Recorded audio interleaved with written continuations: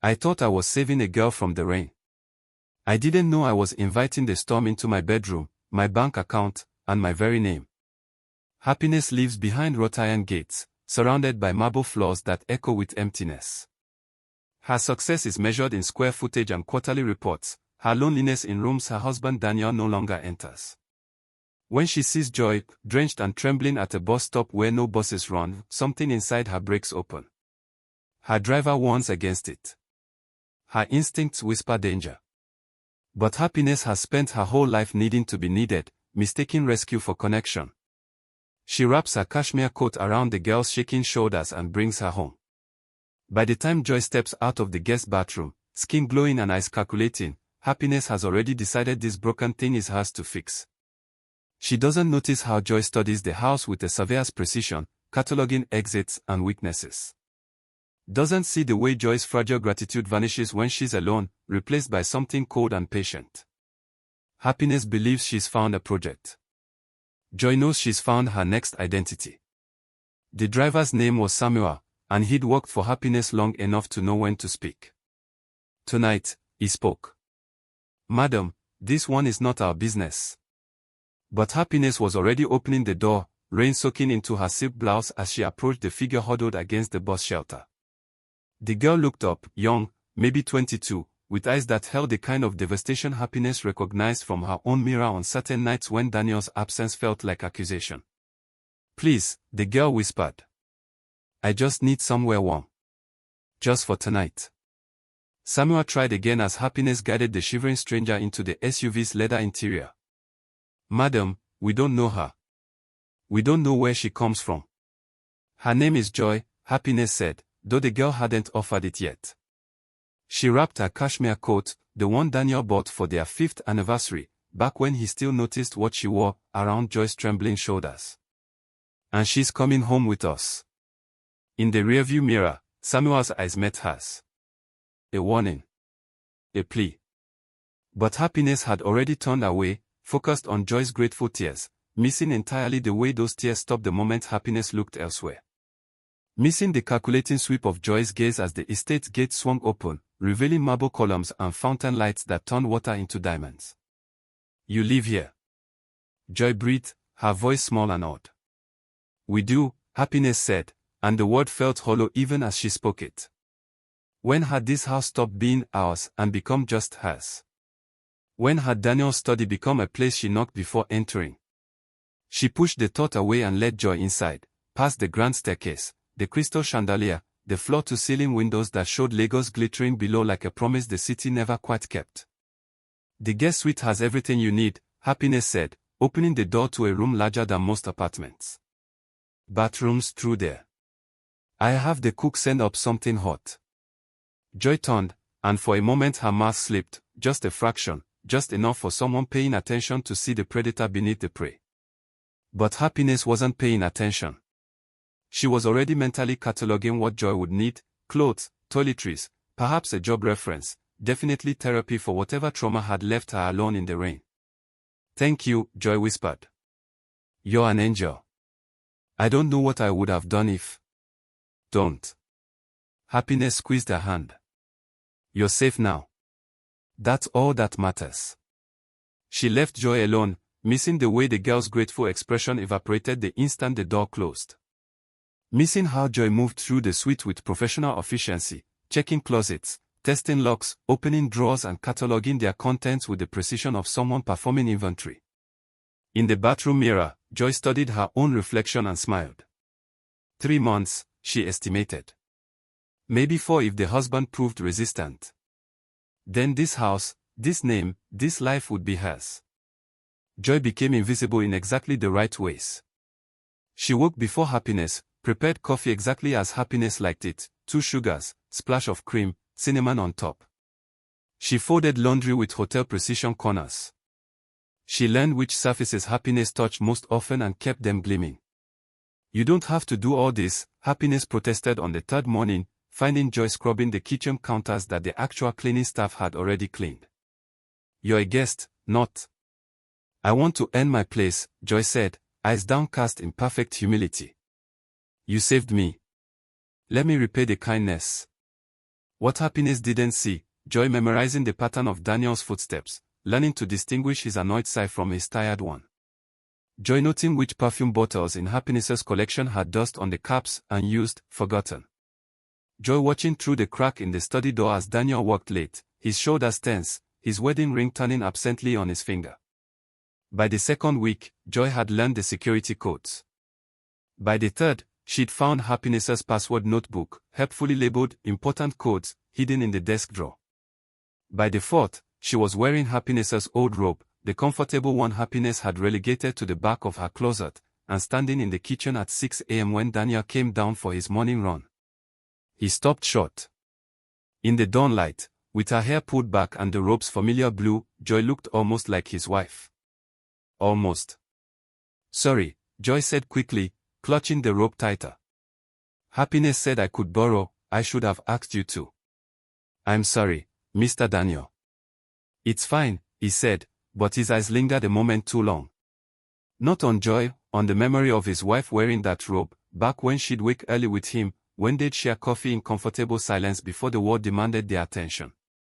Joy saw the longing. Fired it away. Adjusted her strategy accordingly. That afternoon, she asked Happiness about perfume.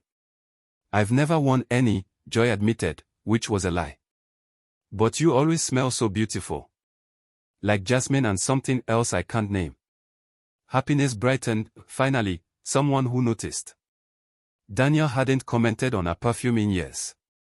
She took Joy to her dressing room, showed her the collection, explained the notes and compositions like a curator in a museum of her own neglect. "This one," Happiness said, holding up a bottle of Tom Ford Jasmine Rouge. "This is my signature. But I also love this." She reached for another bottle. "The jasmine," Joy said quickly. "Could I try the jasmine?" Later that night, Joy stood in her borrowed room and sprayed Happiness's signature scent on her wrists, her neck, the hollow of her throat. She studied herself in the mirror, wearing Happiness's old clothes, smelling like Happiness, learning to move through the house like Happiness, quiet and unobtrusive and slowly, carefully disappearing. When she passed Daniel in the hallway the next morning, he paused. Confused. The scent was familiar, but the woman wearing it was wrong. "Joy," he said slowly. "Are you wearing my wife's perfume?" "She gave it to me," Joy said, which was technically true. "She's so generous. You're very lucky to have her." But the way she said it, soft, wistful, implying everything she didn't say, planted a seed Daniel didn't even know he'd received. The first time Daniel noticed Joy was a Tuesday. She was reaching for a book on the high shelf in the library, standing on her toes, the afternoon light catching her profile in a way that made her look almost ethereal. She wore one of Happiness's cast-off dresses, nothing expensive, just a simple cotton thing Happiness had deemed too casual, and smelled like jasmine. "Let me," Daniel said, reaching past her for the book. Their hands touched. Joy pulled back as if burned. "I'm sorry," she whispered. "I shouldn't be in here.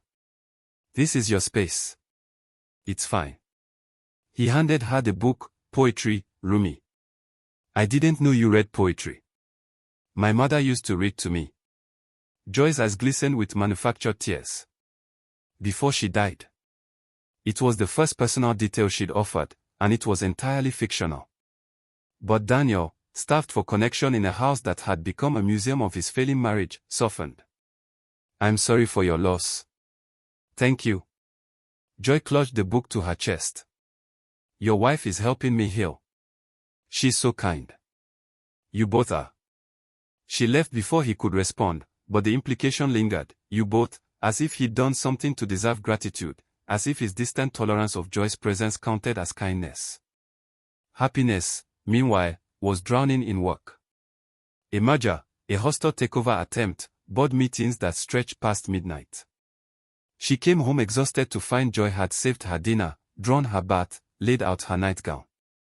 "You're a blessing," Happiness told her, too tired to notice how Joy had started answering the house phone, how she'd begun telling the staff what needed doing, how she'd slowly positioned herself as the home's real mistress while Happiness played CEO. If she had been paying attention, she might have noticed Joy's pattern, appearing in doorways when Daniel was near, always in soft lighting, always in clothes that suggested domesticity.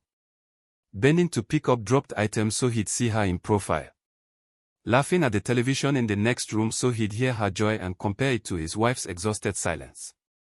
One evening, Daniel came home to find Joy in the kitchen, cooking. The scent of garlic and thyme filled the air, his favorite meal, the one Happiness used to make before her career consumed her calendar. "I hope you don't mind," Joy said, not turning from the stove. Happiness called. "She'll be late again. I thought you might be hungry." He should have said no. Should have ordered takeout or made his own food. Instead, he sat at the kitchen island and watched Joy move through his kitchen with easy familiarity, and felt something he hadn't felt in months, since they ate together. Talked. Joy asked about his work, actually listened to his answers, asked follow-up questions, remembered details from conversations 3 days prior. Everything Happiness used to do before success made her successful and alone. When Happiness came home at 11, she found them in the living room, Joy reading aloud while Daniel listened, his expression soft in a way Happiness hadn't seen directed at anything in their house for over a year. She should have felt alarm. Instead, she felt relief. At least someone was keeping him company. At least someone was making this mausoleum feel like a home. At least someone cared. She went to bed alone, missing entirely the way Daniel's eyes followed Joy up the stairs, or the small, triumphant smile Joy wore as she closed her bedroom door. The tea appeared on Happiness's nightstand the first night she mentioned having trouble sleeping. Joy brought it with such gentle concern, such perfect timing, that Happiness accepted it without question. "Chamomile and passion flower," Joy explained. "My grandmother's recipe. It will help you rest." It did help. Happiness slept deeply, dreamlessly, and woke feeling cotton-mouthed and sluggish but attributed it to stress. The merger was killing her. The board was circling like sharks. Sleep was a mercy she couldn't refuse. The tea became routine. Morning tea to wake up. Evening tea to wind down. Afternoon tea when Happiness's headaches grew too severe to ignore. Joe was always there, always offering, always so concerned about Happiness's health. "You work too hard," Joy would say, and Happiness would agree, grateful someone noticed, not noticing how the noticing never translated into anything except more tea.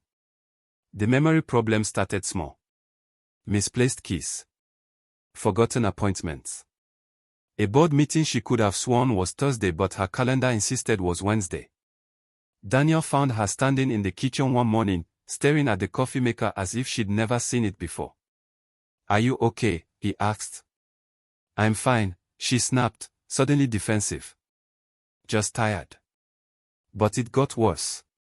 She forgot her assistant's name, a woman she'd worked with for 5 years. Left the stove on 3 times in 1 week until Joy started gently suggesting she stay out of the kitchen. Showed up to the office wearing 2 different shoes and didn't notice until her secretary pointed it out. The fog in her mind was thick and constant.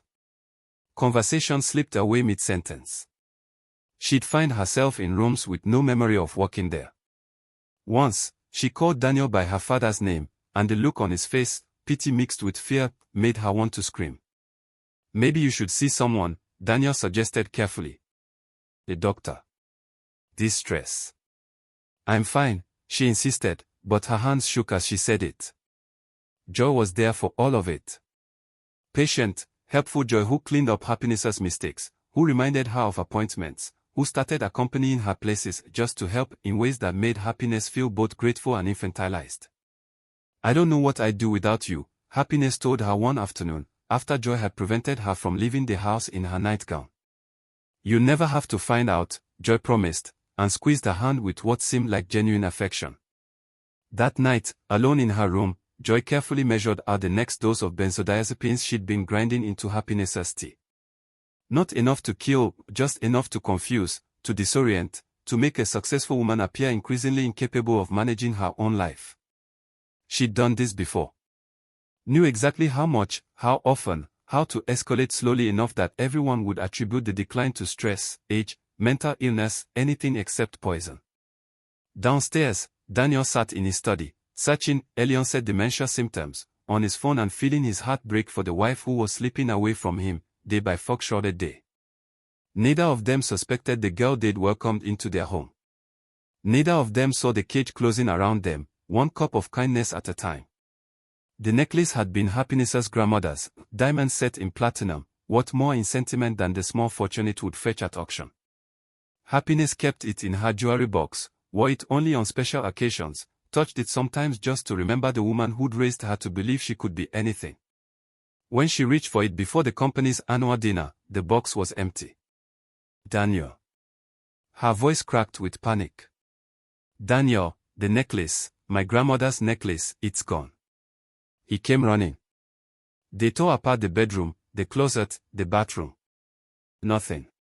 Happiness sat on the floor surrounded by upturned drawers, her hands shaking, her mind grasping for memories that slipped away like water. When did you last wear it? Daniel asked. I don't know. Last month. Last week. She pressed her palms to her temples. I can't remember. Why can't I remember? Joy appeared in the doorway, drawn by the commotion. What's wrong? My necklace is missing. The diamond one. The one you wore to the Adeyemi wedding. Joy's face showed perfect concern. I remember because you took it off in the car and asked me to hold it while you fixed your hair. Happiness stared at her. I did. You don't remember. Joy's worry deepened. Happiness, that was only 2 weeks ago. Daniel and Joy exchanged a look. Happiness saw it, the shared concern, the silent communication that excluded her. She wanted to scream that she'd never been to any Adeyemi wedding, that Joy was lying, but her own memory was such a minefield lately that she couldn't be certain. Where did I put it after? She asked desperately. You said you'd put it away when we got home. Joy's voice was gentle, the tone you'd use with a confused child. But you were very tired. Maybe you put it somewhere unusual.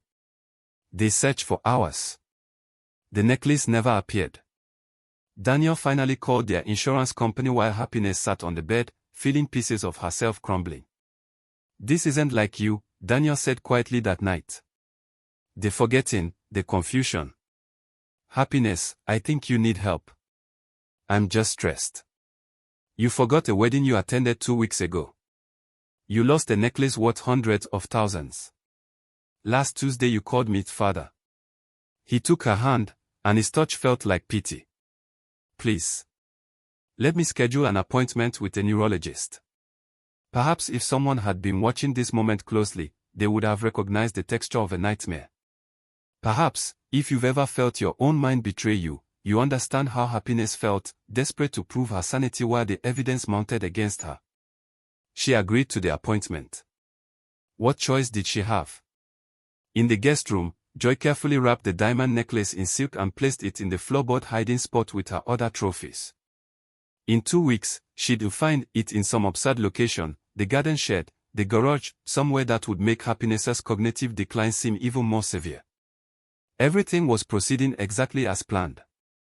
The gala invitation had been on Happiness's calendar for months, the Adebayo Foundation fundraiser, the social event of the season, where Lagos's elite gathered to see and be seen. Happiness had bought an emerald silk gown specifically for it, had her stylist on retainer, had promised the foundation's director she'd give the opening speech. The morning of the gala, she couldn't get out of bed. I feel strange, she told Daniel, her words slurring slightly. Heavy. Like I'm underwater. He felt her forehead, normal temperature, and frowned. Should I call the doctor? No, I just need to rest. Just for an hour. She slept through the afternoon, through the time she should have been getting ready, through Daniel's increasingly worried attempts to wake her. When she finally surfaced at 7, the gala started at 8, her hands shook too badly to hold her makeup brush. I can't go, she whispered, staring at her reflection. The woman looking back seemed like a stranger, eyes unfocused, skin sallow, the successful CEO replaced by someone fragile and broken. Tell them I'm sick. Daniel stood in the doorway, torn between concern and frustration. The foundation director was a major client. Happiness's absence would be noted, discussed, potentially damaging. I'll go alone, he said finally. No. Joy's voice came from behind him. You shouldn't have to explain why your wife isn't there. People will talk. She hesitated, then, I could go with you. Just as support. Someone to deflect questions. Joy, you can't. Why not? She gestured to herself. She'd already dressed for the evening, had, in fact, spent the afternoon preparing, anticipating exactly this moment. I say I'm Happiness's assistant. That she sent me to represent her interests since she couldn't attend. No one has to know anything except that you went alone. Daniel knew it was wrong. Knew Happiness would hate it. But the alternative was walking in solo, facing questions, admitting his wife was falling apart in ways he couldn't explain or fix. Just as my companion, he said finally. Nothing more. Of course, Joy agreed. She wore the emerald dress. Not Happiness's new one, that would be too obvious, but another emerald gown she'd found in Happiness's closet from 2 seasons ago, altered slightly to fit her smaller frame. When she descended the stairs, Daniel's breath caught. She looked like his wife. Like a younger, healthier, more vibrant version of the woman currently unconscious upstairs. At the gala, Joy played her role perfectly. She introduced herself as Happiness's personal assistant, deflected questions about her employer's absence with practiced grace, and stayed at Daniel's elbow with the attentiveness of a devoted employee. But the way she touched his arm when guiding him through conversations. The way she laughed at his jokes. The way she looked at him when she thought others were watching, it told a different story. Lagos's elite noticed. They always did. By the evening's end, phones were buzzing with gossip. Daniel Okafor with a beautiful young woman, his wife mysteriously absent, the chemistry between them unmistakable. Daniel drove them home in silence, his guilt a living thing in his chest. Upstairs, Happiness had finally woken. She stumbled to the window and saw them arrive, saw Joy in an emerald dress, saw Daniel help her from the car with gentleman's courtesy, saw them linger in conversation before entering the house. Her husband and the girl she'd saved, framed in the driveway lights like the main characters of a story where Happiness had become the obstacle. She wanted to scream. Instead, she went back to bed, her mind too foggy to hold on to rage, and when Joy brought her evening tea with such solicitous concern, Happiness drank it without question. The clarity came in pieces. First, a morning without tea, Joy had left early to run errands, and Happiness woke feeling slightly less clouded. Then a forgotten cup sitting cold on the nightstand, and by afternoon, Happiness's mind felt sharper than it had in weeks. She stood in the hallway, testing her memory. Her assistant's name, Chioma. The code to her office, 4729. Her grandmother's necklace, stolen or hidden, but not lost through her own confusion. The fog began to lift, and underneath it, Happiness found rage. She started in Joy's room while the house was empty, Daniel at work, Joy at the market, the staff on their afternoon break. The space looked innocent at first, neatly made bed, minimal possessions, the humble quarters of a grateful guest. But Happiness had built a tech company from nothing. She knew how to investigate. She checked the places people thought were clever, behind the dresser, under the mattress, inside the light fixtures. The loose floorboard was beneath the rug, marked only by the faintest gap. Happiness pried it up with shaking hands. Inside, a folder. Plastic, waterproof, organized with the precision of someone who'd done this before. The first page was a driver's license, Joy's face, different name, Clara Jenkins. The second page, another ID, Maria Santos. Third, Patricia Williams.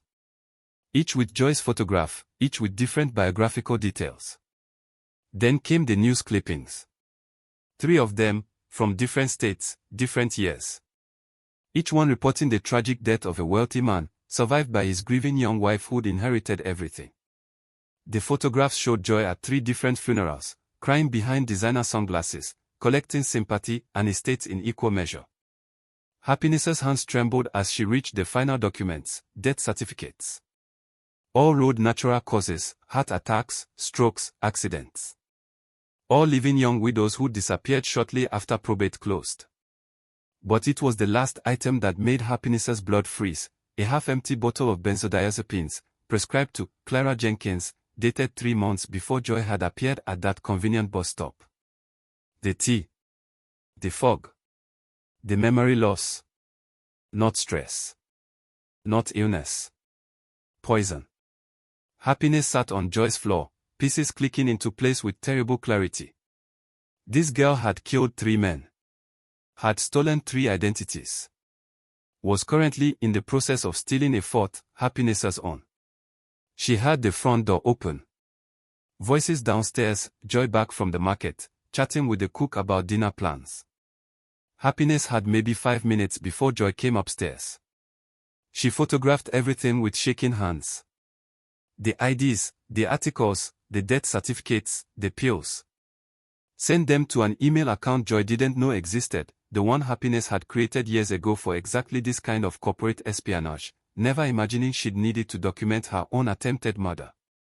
By the time Joy knocked on Happiness's bedroom door 20 minutes later, Happiness was in bed, feigning grogginess, accepting the tea Joy offered with a smile that felt like swallowing glass. "You're so good to me," Happiness murmured, letting her words slur slightly. "Always," Joy promised, watching Happiness drink with those calculating eyes.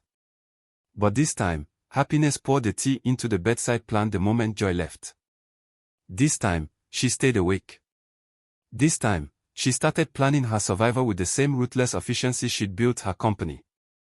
If Joy thought Happiness was easy prey, she was about to learn what happened when a CEO decided to fight back. The clarity that came without the tea was both blessing and curse. Happiness's mind sharpened, but with that sharpness came the full horror of her situation. Her husband believed she was mentally ill, her staff deferred to Joy's authority, and she had no proof except photographs that could easily be dismissed as paranoid fabrication. She needed evidence that couldn't be denied. She needed Joy's confession. In the lining of a robe Joy had dismissed as too old-fashioned, the same robe Happiness had worn on her honeymoon, before Joy existed in their lives, Happiness found her solution. A burner phone, purchased years ago for emergencies, still charged, still functional. But a phone wasn't enough. She needed Joy to reveal herself, and for that, she needed bait. That evening, Happiness played her role perfectly, confused, declining, desperate. She called for Daniel with tears in her voice.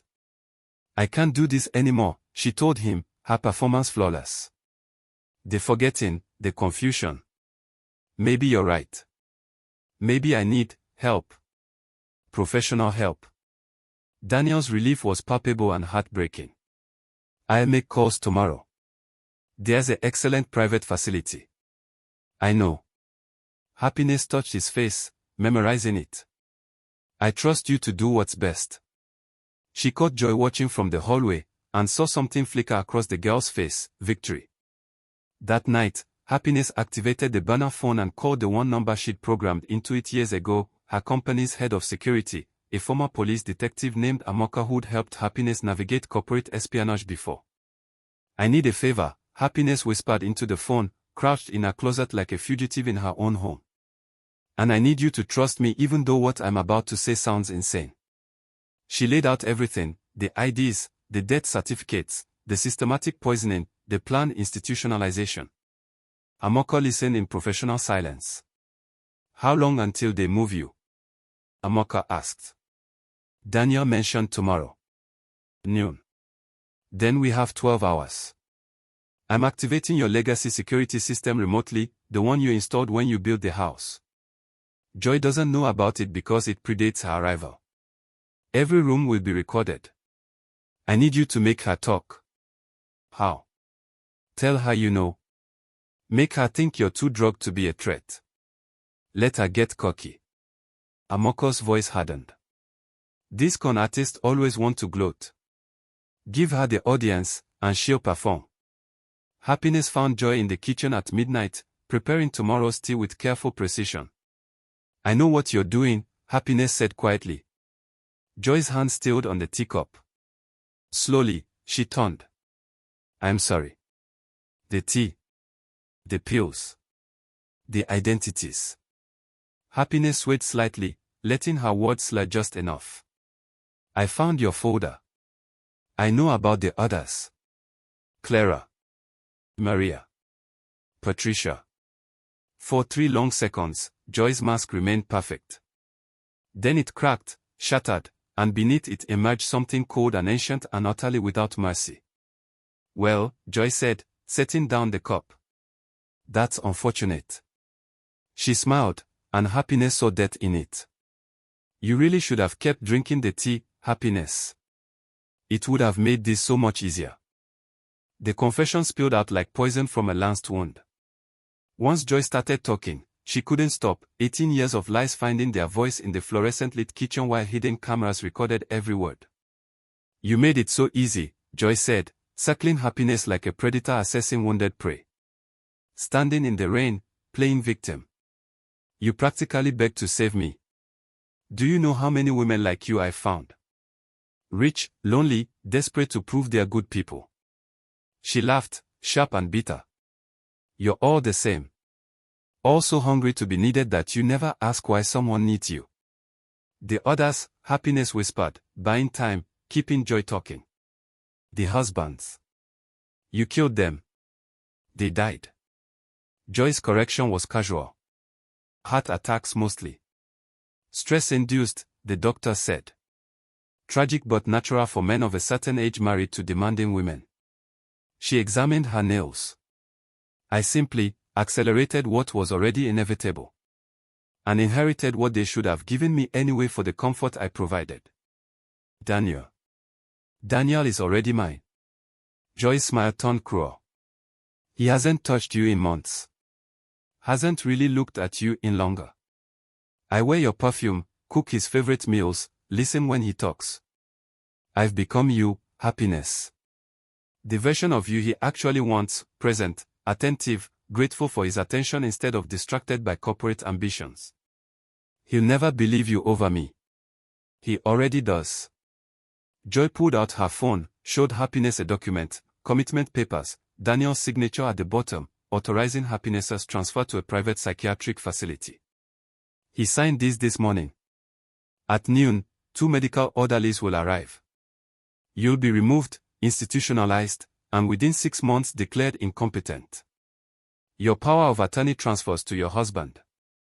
And your husband."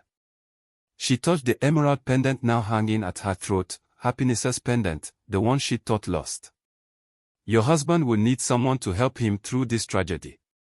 Happiness felt the walls closing in. 11:52. 8 minutes.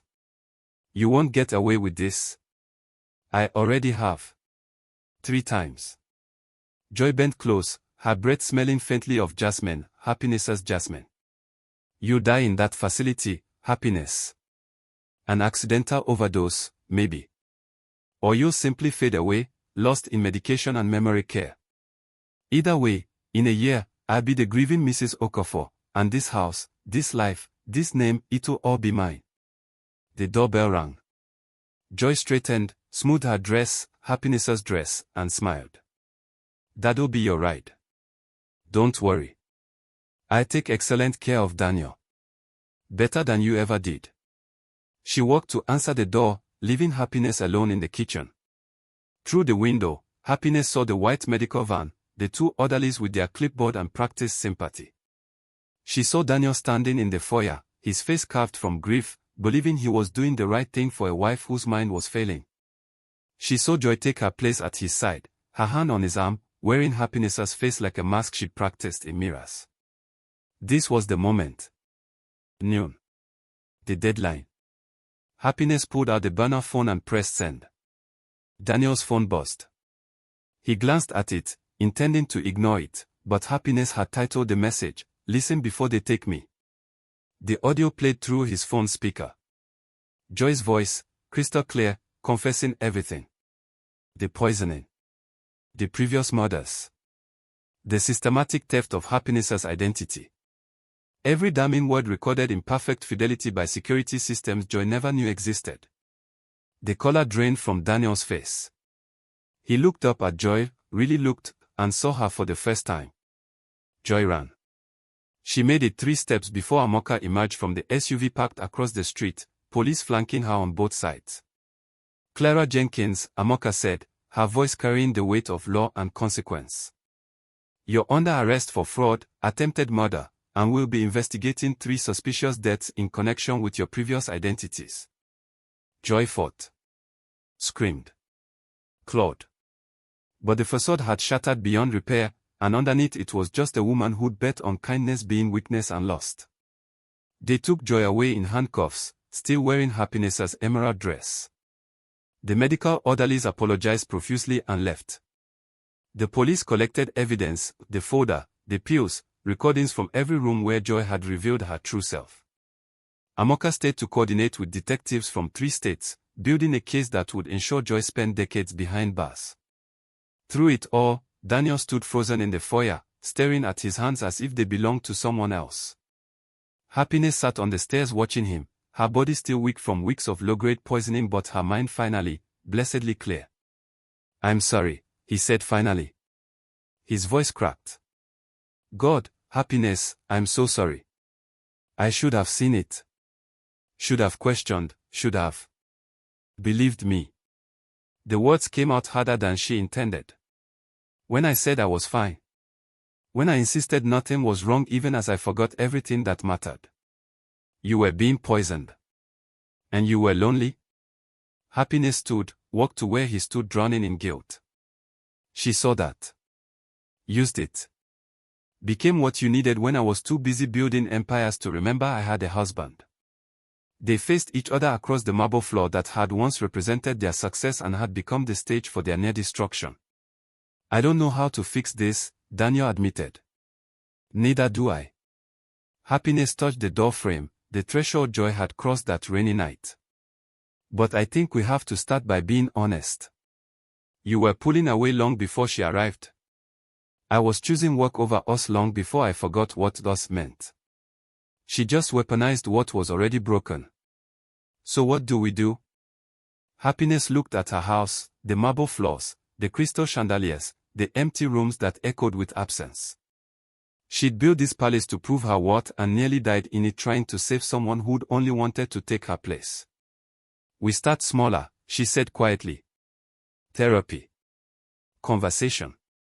Remembering why we chose each other before we had all this to maintain." She met his eyes. "If you want to. If there's anything left worth choosing." Daniel's answer came not in words but in the way his shoulders finally dropped, the tension releasing like a storm breaking. He reached for her hand, tentative, asking permission, and she gave it. They stood together in the house that had almost become Joy's tomb for them both, and made a choice to fight. Not against external threats this time, but against the distance they'd created, the silence they'd allowed, the ways they'd each stopped seeing the other as human and started seeing them as fixtures of a life that looked perfect from outside. It would take time. Therapy helped. So did selling the house, too many ghosts, too many memories of kindness turned predatory. They bought something smaller, something that forced proximity and conversation. Happiness stepped back from the CEO role, promoted her deputy, and learned to leave work at the office. Some nights, Daniel made dinner while Happiness read in the next room. Sometimes she'd look up and catch him watching her, as if memorizing her face, making sure the woman there was real. The trial lasted 8 months. Joy, Clara Jenkins, was sentenced to 45 years after evidence linked her to 3 murders across 6 states. At sentencing, she looked at Happiness once, her face empty of everything except code recognition, one predator acknowledging another who'd proven stronger. Happiness didn't flinch. She'd learned something in that ordeal: kindness without discernment is just another form of arrogance. Saving people requires wisdom, not just wealth. She still helped others. Still donated, still volunteered, still believed in using her privilege for good. But she asked questions now. Verified stories. Trusted slowly. Protected her peace as carefully as she'd once protected her portfolio. And on rainy nights, when Daniel asked if she ever regretted bringing Joy home, Happiness would think of the girl she'd been, so desperate to prove her goodness that she'd invited a killer to tea. "I regret the naivety," she'd say. "Not the kindness. Just the blindness that came with it." The gates to their new home locked at sunset now. A smaller gesture, a quieter life, a marriage rebuilding itself from rubble and recognition. It wasn't the palace she'd built. But it was real. It was safe. It was hers. And this time, when someone knocked on the door seeking shelter, Happiness checked their story, called references, and remembered that the greatest gift you can give yourself is the wisdom to know when salvation looks like suicide. The rain still fell. But Happiness had learned to let it pass without opening every door. Some storms, she'd learned, were meant to weather from inside, protected and dry, with the person who'd promised to stand beside her when the skies cleared.